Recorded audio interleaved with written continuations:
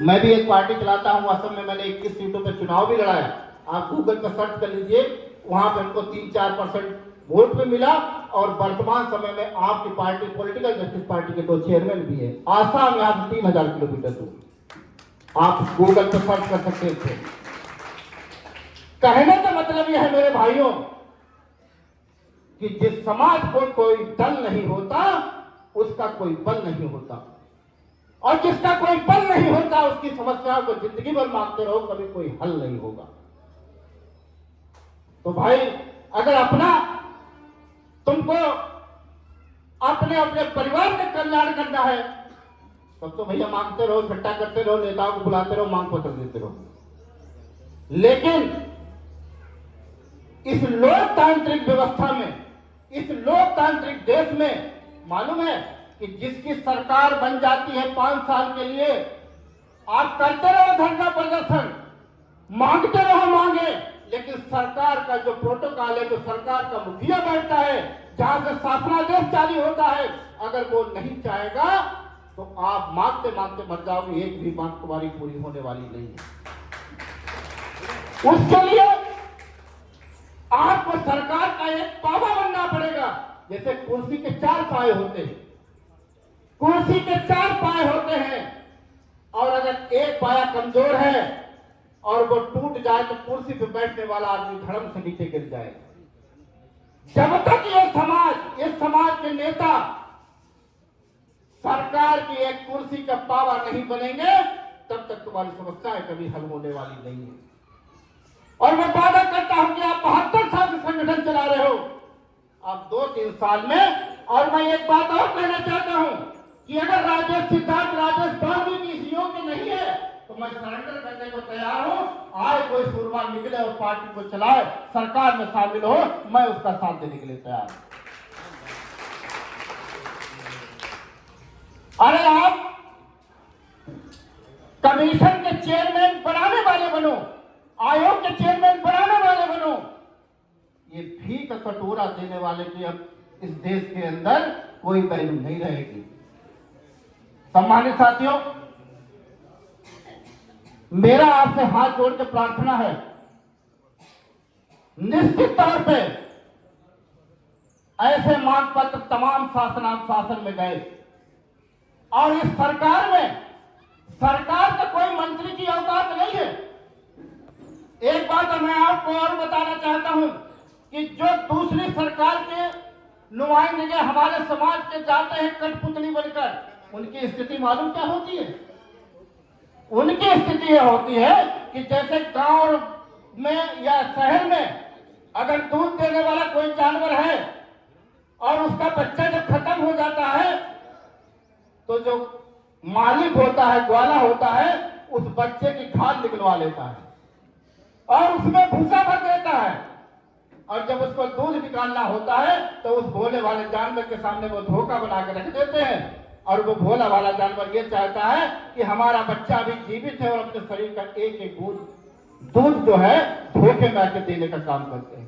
तो मैं वादे के साथ कह सकता हूं कि जितने भी सांसद, विधायक, मिनिस्टर बने बैठे हैं दूसरे दलों के, ऐसे ही मरे हुए जानवर की तरह खाल में बने बैठे हैं, और जब चुनाव आता है तो तुम्हारे सामने रख दिया जाता है और तुम उनको एक एक वोट देने का काम करते हो। अरे सोचो कि जो व्यक्ति तुम्हारे हाथ का पानी पीना पसंद करता हो, वो तुम्हारा कल्याण क्या करेगा, सम्मान क्या करेगा? और मैं हमेशा बोलता हूं कि भाई राजनीति नहीं, व्यवस्था परिवर्तन कीजिए। मैं भी एक मैनुअल सफाई कर्मचारी मां का बेटा हूं, नगर पालिका वाला नहीं, मैनुअल, उनका मैं बेटा हूं। व्यवस्था परिवर्तन की, राजनीतिक दल चलाया, और आपने देखा होगा कि 2022 में जिसने 4 बार उत्तर प्रदेश में मुख्यमंत्री रहे, मैंने समाजवादी पार्टी के साथ गठबंधन किया और राष्ट्रीय अध्यक्ष के बराबर में खड़े होने की मेरी हैसियत रही। ये राजेश बाल्मीकि की नहीं, एक राजनीतिक दल की थी। जिस दिन आपके 10 विधायक आपकी सोच के, आपकी विचारधारा के जीत के सदन में चले जाएंगे, ये मांग पत्र की आप बात करते हो, केवल 5 मिनट का काम है, 5 साल के लिए 5 मिनट समस्या हल हो जाए।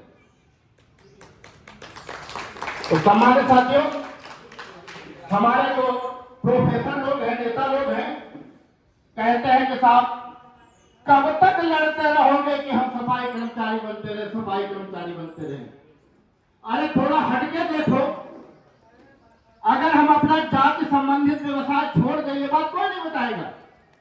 अगर आपका लड़का इंटर किए है तो मेरे दिमाग में बात सोच हो जाती है कि कैसे चेयरमैन साहब के पैर पकड़ ले और ठेका पे लगवा दे। हमारे अंदर ये सोच क्यों नहीं होती है कि अगर 1 लाख 2 लाख रुपए का हमें एक ई रिक्शा निकलवा दे, दिन भर साफ सुथरा होके वो अगर दिन भर रिक्शा चलाएगा तब भी उसको जो है 500-1000 रुपए मिल जाएंगे। अगर किसी स्कूल में किसी ट्रेनिंग मोटर ट्रेनिंग में जाकर अगर तुम्हारा बेटा ड्राइविंग लाइसेंस बनवा लेता है तो आज भी प्राइवेट ड्राइवरों की कीमत 10 से 20,000 रुपया है। तो ये सम्मानजनक काम नहीं है, ये हमें नहीं समाज को बताना चाहिए। तो सम्मानित साथियों, बोलना तो बहुत कुछ है, क्योंकि मेरा आपसे अनुरोध है कि जिनको सांसद विधायक मिनिस्टर अगर बहुत जल्दी बनना है तो भाई जिस दल में तुम हो उस दल में बने रहो, मैं भी तुम्हारा सहयोग करूंगा। लेकिन अगर समाज की समस्याओं को हल कराना है तो 1-2 साल थोड़ा बहुत समय अपने दल को दे दो।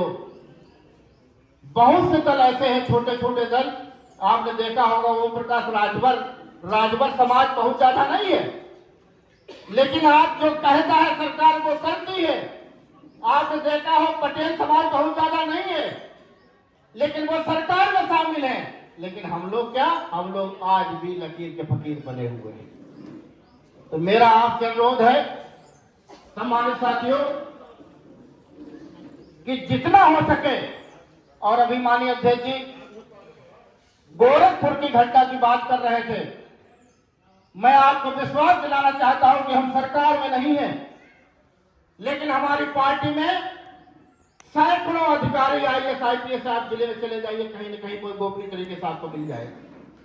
और वो घटना मुझे बताइए, मैं आपको वादा करता हूं कि ऐसी घटनाएं पॉलिटिकल जस्टिस पार्टी के कार्यकर्ताओं को आप बताइए।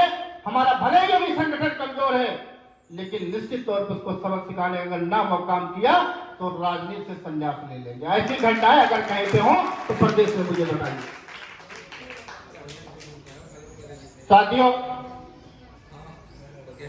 आज जो प्रदेश अध्यक्ष बने हुए हैं उनको मैं पूरा हृदय की गहराइयों से धन्यवाद देना चाहता हूं। और वास्तव में आप लगातार पूरे स्टेट में घूमते रहते हैं, निस्वार्थ भाव से घूमते रहते हैं, और मेरा भी आपको पूरा सहयोग है, हमारी पार्टी का पूरा सहयोग आपको है। निश्चित तौर पर समाज की ज्वलंत समस्याओं को आप उठाएं। पॉलिटिकल जस्टिस पार्टी आपके साथ कंधे से कंधा मिलाकर चलेगी, और जहां भी कोई राजनीतिक कोई बात होगी, राजनीतिक कोई मामला होगा, तो आप सरकारी कर्मचारी हैं, आप किनारे रहिएगा।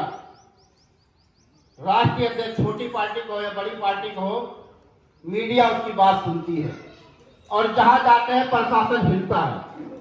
तो मेरा आपसे अनुरोध है कि अगर इस तरह की कहीं भी कोई समस्याएं हों, और 2027 की लगातार तैयारी कर रहे हैं, आप जिस दल में हैं अच्छी बात है, लेकिन समाज के नाम पर एक बार एक संदेश दे दो। देखिए भाई, जब अगर किसी आदमी को ये लगेगा कि हमारा कोई नुकसान तुम कर सकते हो या फायदा कर सकते हो, तभी तो तुम्हारा कोई भला करेगा।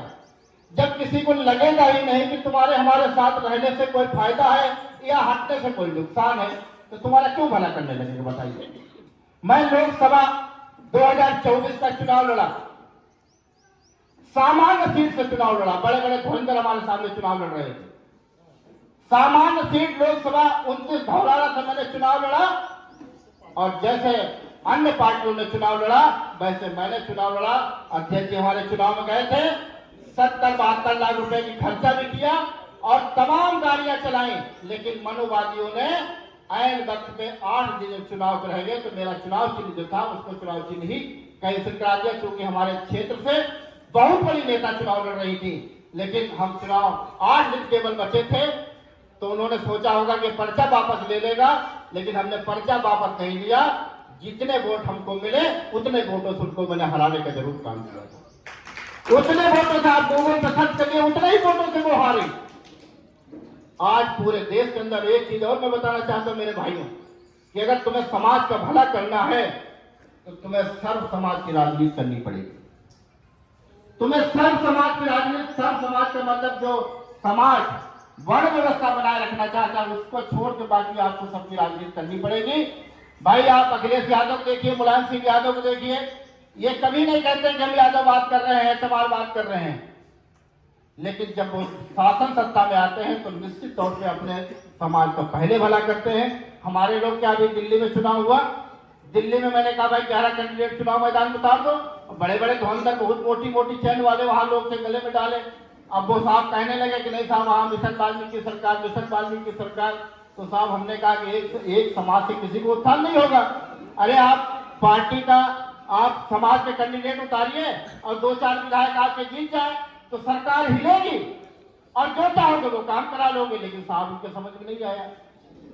तो इसीलिए मेरा सभी लोगों से अनुरोध है और पुनः मैं प्रदेश अध्यक्ष जी को धन्यवाद देता हूं।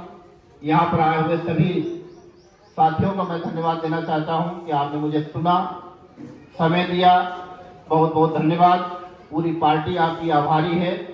मेरा अनुरोध है कि 72 साल से दूसरों को ढोते चले आए हो, एक बार जरा सा अपने आदमी को 1-2 साल दे के देखो, अपनी पार्टी को दे के देखो। देखिए 27 में अगर कल्याण ना हो जाए फिर हम 28 में हो सकता है भले ही ना आए आपके पास। एक बार आप लोग साथ दीजिए, जिस स्तर पर वो साथ दीजिए, दूसरे लोग आएंगे बड़ी बड़ी मोटी थैली लेके चले जाएंगे, लेकिन तुम्हारी हैसियत वही रखेंगे कि जो तुम्हारी हैसियत है। सम्मानित साथियों, मैं अपने बात को यहीं पे विराम देता हूँ। यदि बोलने में कोई त्रुटि हो गई हो, कोई भूल हो गई हो तो मुझे क्षमा प्रार्थी हूँ। धन्यवाद। जय भीम, जय भारत, जय भारत।